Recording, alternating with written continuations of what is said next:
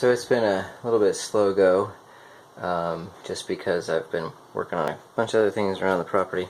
But I have wired everything. I've got at my V-nose, like I mentioned, I've got my box ready, my distribution panel, but everything is wired up here. My AC and my DC, the lines are run. There isn't anything connected yet. My battery is installed out on the tongue. So then I'm going to bring up through the floor here the battery wires. My 10 gauge for the 30 amp connection is installed over here, and I'm going to run it along the floorboard and then up to the distribution panel that's going to be there between the two blue tapes. So I borrowed an idea from another user on the site, and I used boards to reinforce, and then I attached them with the corner bracings so that I had something to drill to. Drilling out those holes out of a brand new trailer was really nerve-wracking. I researched and did everything and then just went for it. So those are attached on the outside, and then I've also done the same up here on the roof for where the solar panel is going to be attached to the roof. And so I've got those secured up there so it supports the solar panel.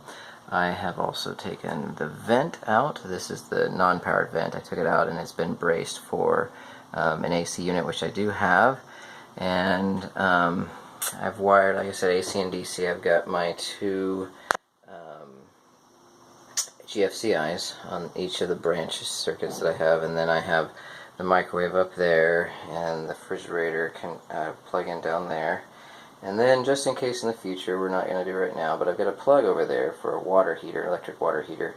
Most of the time we're going to be plugged in at a campground with at least like 30 amp electric, but we're going to just heat our water on a stove. But if in the long run we decide we want something more permanent, then we're going to do that. Right now I've just begun furring out the roof because the AC does require 2-inch or 1.5 to 2-inch from the roof to where the roof mount or the ceiling mount comes in.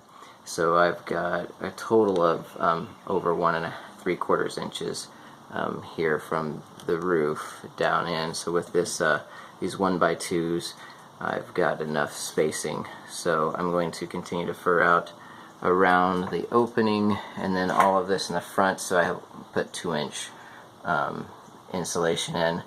And then, just because of the height that we're using over here, we really are kind of skimping, so we need every inch we can get. So we're going to have a little transition here from the 2-inch to the 1-inch insulation in the ceiling. So we'll have 1 inch in this back half, 2-inch in the front half, so that the bunk beds that I'm going to be putting here, I'm going to have a dinette on the bottom and then a bunk bed that raises and lowers as we need the dinette. So that's where I'm at right now. I'm furring out the roof, the ceiling, so that I can get ready to install my AC. And that's what I'm doing right now.